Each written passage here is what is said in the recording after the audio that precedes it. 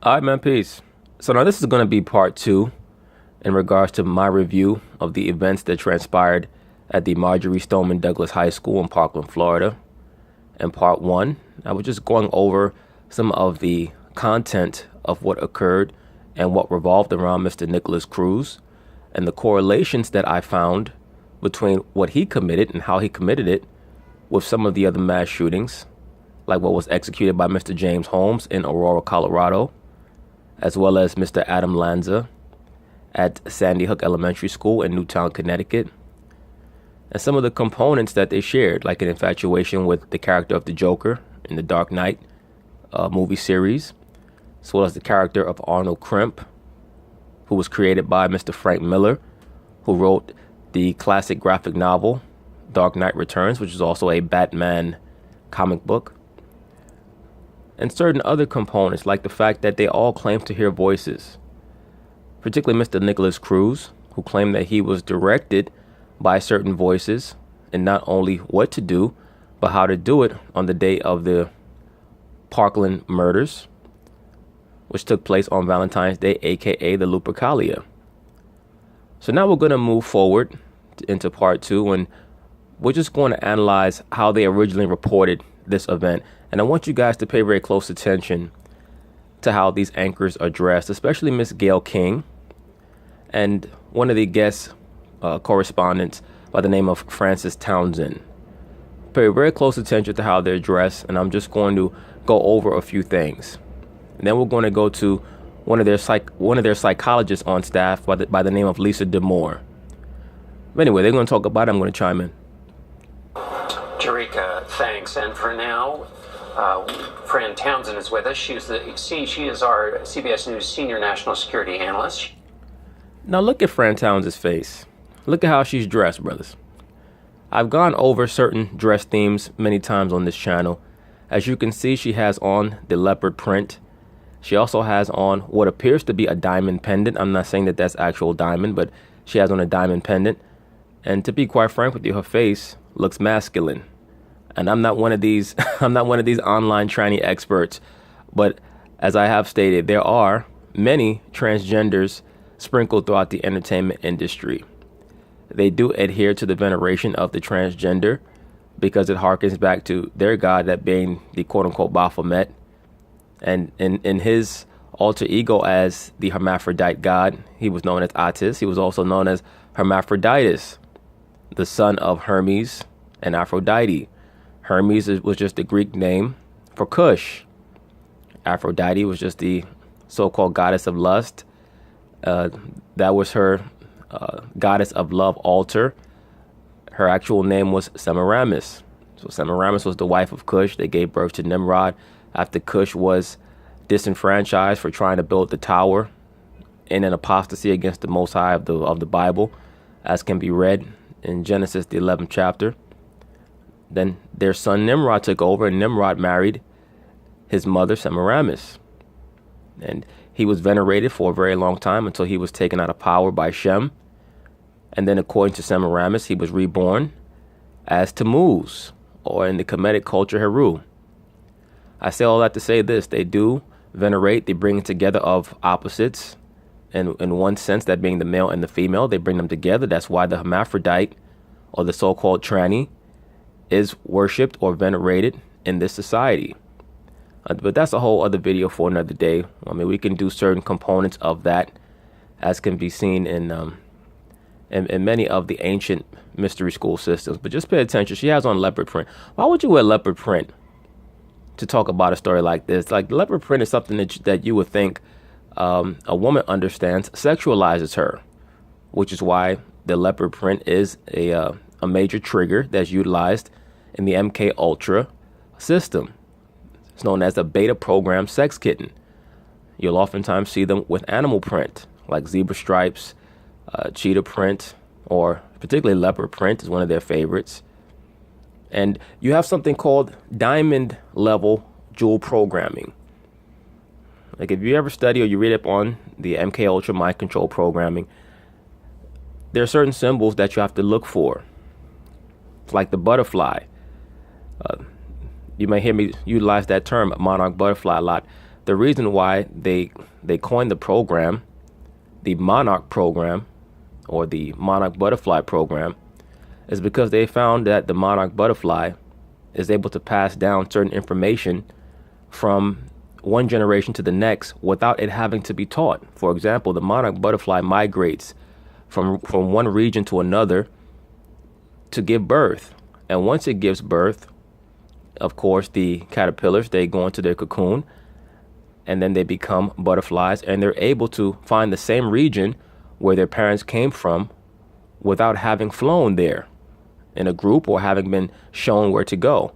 So obviously it's encoded. So what many of the psychologists who perfected the mind control program, known as MK Ultra, were able to understand just off of studying the monarch butterfly is that you can encode certain things genetically in human beings as well that can be passed from one generation to another. And that goes a lot into a lot of what they call the holy bloodlines and so on and so forth. But that's another topic for another day. Point being is this: they have different ways where they program their subjects, where they program children, normally starting at about 6 months old to a year old, 2 years old. It starts off with sexual ritual abuse. Oftentimes, babies will get ritualistically raped. They'll get beaten. They'll get put under electroshock therapy. They'll experience food or water deprivation, flashing lights. They'll be beaten until they understand how to associate certain colors with certain personality alters. Like, for example, if the programmer wants the child to associate the color blue with royalty, they'll beat the child until they'll say act blue, and the child will act in a royal way.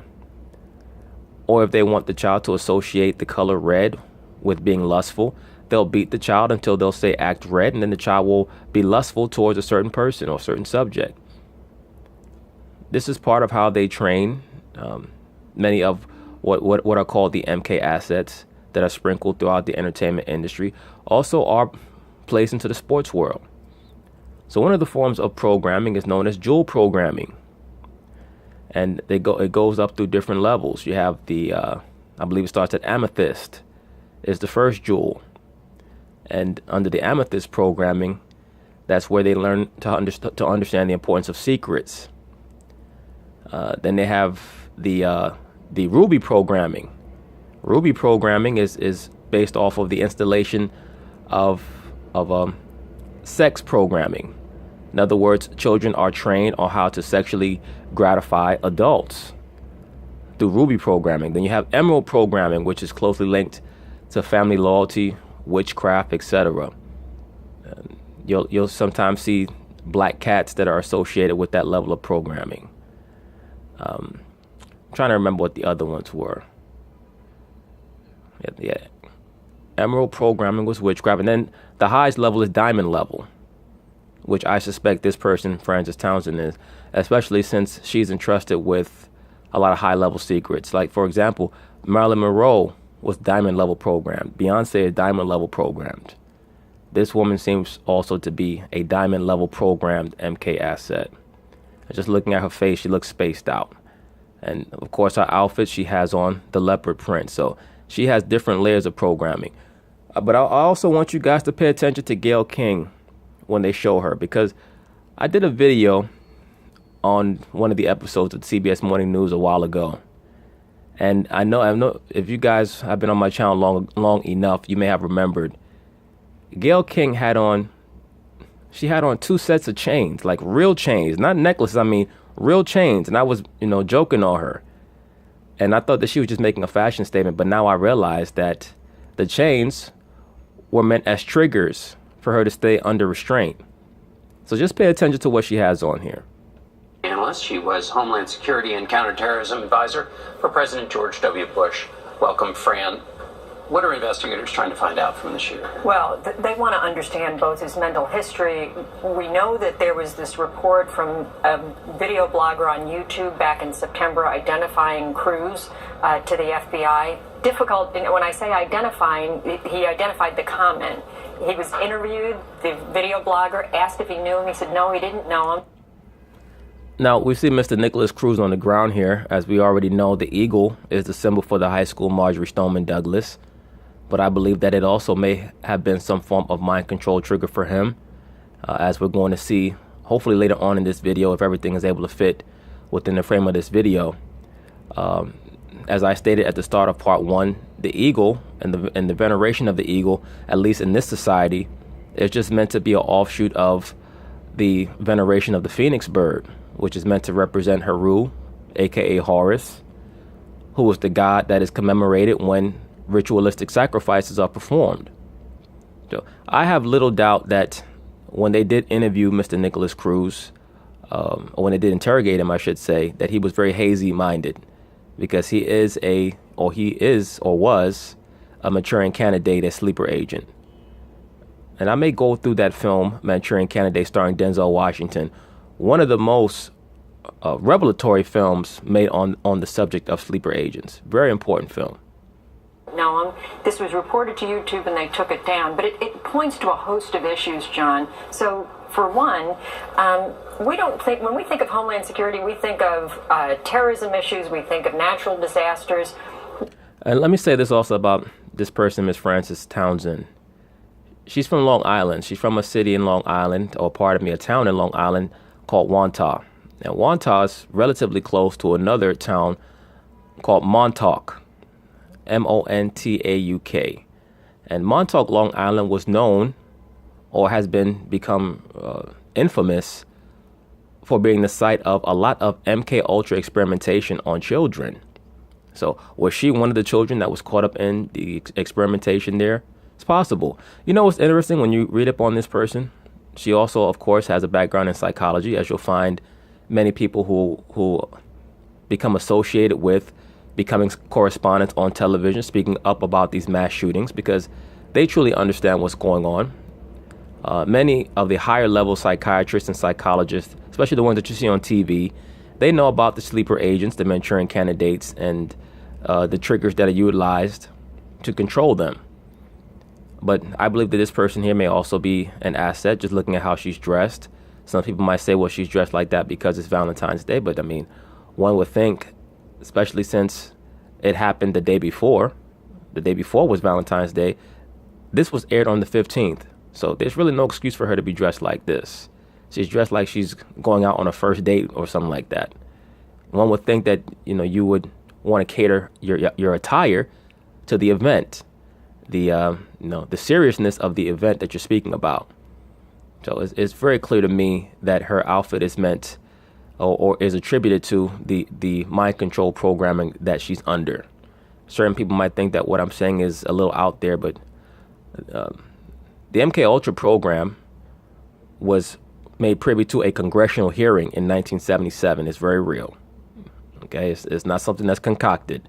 You just have to, put down the video game controller, put down the blunt, and actually open up a book and read or research. That's all you need to do.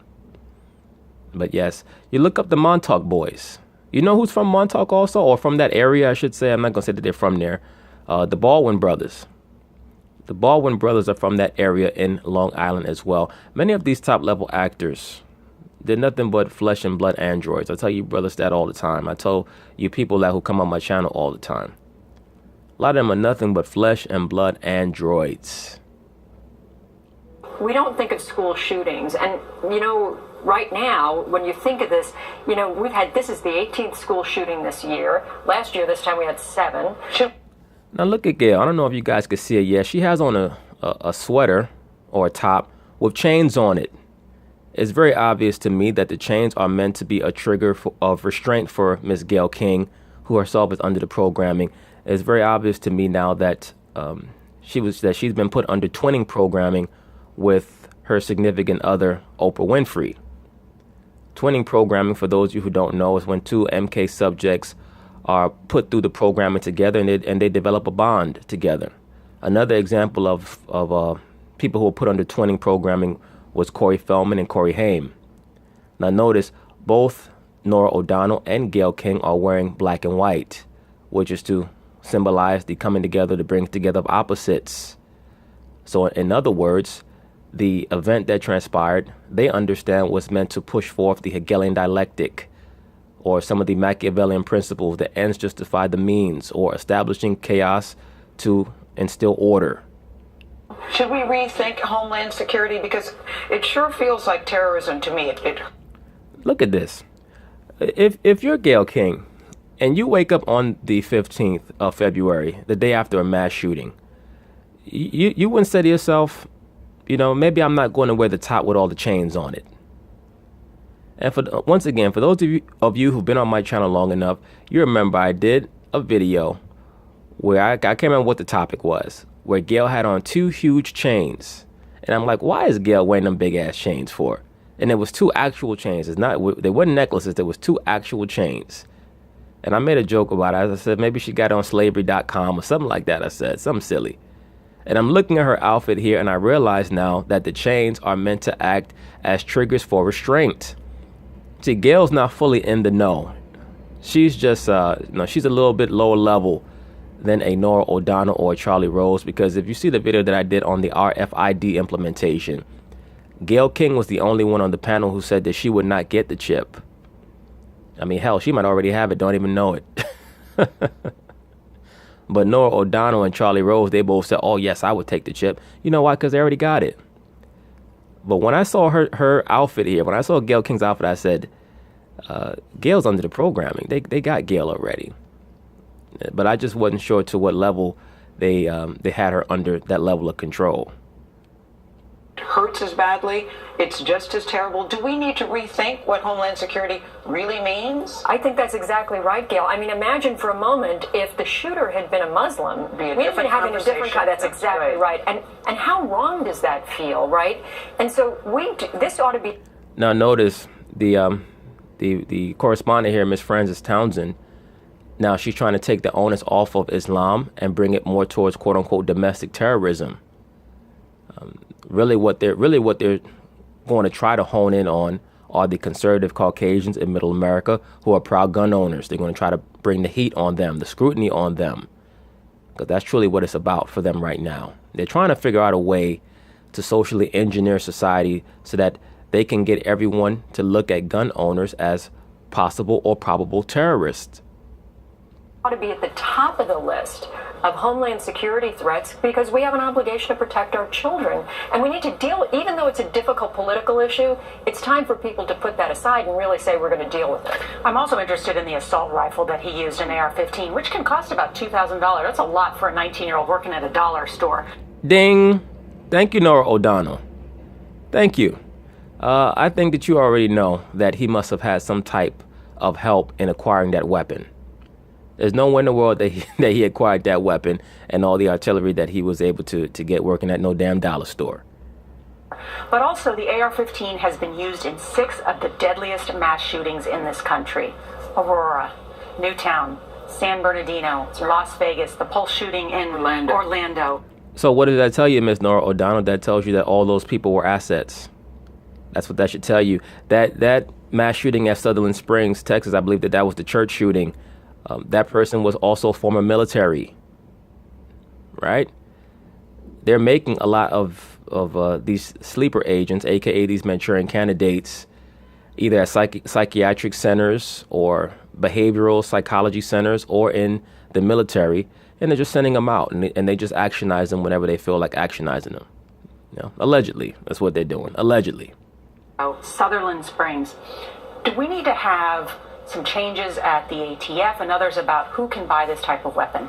Look, Norah, you know better than anybody. There's been these debates in Washington about putting these restrictions. The NRA says that's a slippery slope. You begin down that path. People ought to remember that this was the assault rifle was really intended for military use, right? Absolutely, but you must also understand that the reason why many citizens of the United States want to have artillery on that level is because they feel like they have to have something that they can use in case the military is used against American citizens. And when I say the military, I don't necessarily mean just the U.S. military. I'm talking about a possible global military that could be brought over here to the United States in case martial law is declared. So that's the point behind that. And a lot of people don't get that. Let me also say this about this person, Frances Townsend. When she was a child, she wrote a letter to the Pope asking for his permission to become an altar boy. So clearly, as a child, she has some type of sexual identity disorder herself, or himself, or whatever this person is, allegedly. Right? Well, I think of that from my time in government as being a weapon used by the U.S. military overseas. We understand that law enforcement, people in uniform, have an absolute need for it. But this is a debate. Look, we had an assault weapons ban. It expired. And the politicians in Washington don't seem to be willing to continue to have that debate. Should a 19-year-old who just been kicked out of school be able to buy that gun? No. That's the question. So the one other issue I wanted to raise this morning is the social media companies. Look, in this case, YouTube did take that comment down when it was identified to them. And just to clarify, that comment, exactly what he said in there is he said, I'm going to be a professional shooter. Right. And so they took that down, but they need to do more, right? They need to provide resources, people who go hunting on their networks, YouTube, Facebook, Instagram, where they find this stuff. They don't just take it down, they take it down and report it to law enforcement so we can try and prevent these things before they happen. Well, James Holmes and Adam Lanza also made statements that they were going to be professional shooters as well. Clearly, that's part of their predictive programming, or maybe that's just a manifestation of the quote-unquote voices that they're hearing in their heads telling them what they're going to do. Well, the man who saw it said he showed it to the FBI and that he was interviewed, but where did it go from there? Did anybody follow up with this Nicholas Cruz? Right. Well, we don't know, and you don't know if they actually were able to identify him from, Nicholas Cruz is a common name. Could they identify him? Could they find him and interview him? Did they understand he had other social media accounts that might have triggered even more concern? Okay. Thank you, Fran. Thank you. President. Yeah, thank you, Fran. Thank you for your support and for your input and for your freaky dress that you have on to talk about a mass shooting. Real classy. But anyway, we're going to pick up with this psychologist because I definitely want to go over what she has to say. Okay, so now this is going to be one of the resident psychologists that CBS has on their programs whenever they speak about issues pertaining to mass shooting, also human behaviors. Someone by the name of Lisa Damour. I want you guys to pay very close attention to, once again, how she's dressed, the interspersed black and white on her dress, as well as her necklace. Pay attention to the hexagons on her necklace, showing you that she is a Saturnian. She's understanding of what her role is in bringing about the quote-unquote great work, or as some people may call it, the quote-unquote New World Order. Or, oftentimes I don't like to use those terms like New World Order or Illuminati because they become so pop culturalized that a lot of times it just goes right through people when you use those terms. But pay attention to how she's dressed. Psychologist and CBS News contributor Lisa Damour joins us at the table to discuss. Do you see her necklace with the hexagons? An allusion to the cube, or what they call Metatron's cube, or the quote-unquote flower of life. Once again, Metatron is talking about Tahuti or Hermes or Khnum, whatever you want to call that person. The cube was also utilized as a mechanism for the quote-unquote trickster god, aka the Joker. Stated that he emerged out of that box, or out of that cube. That's where you get the mythological story of Pandora's box from. In the story of Pandora's box, she opens up the cube or the box, and chaos emerges out of it. Who is chaos? Chaos is Kush, meaning what? His ideologies spread forth across the world. It's really just a metaphorical retelling of what occurred at the building of the Tower of Babel. Lisa, good morning. Good morning. We keep hearing that just because if you suffer from a mental illness, most mentally ill people are not violent people or dangerous. Yet the go-to in all of these cases seems to be they're mentally ill.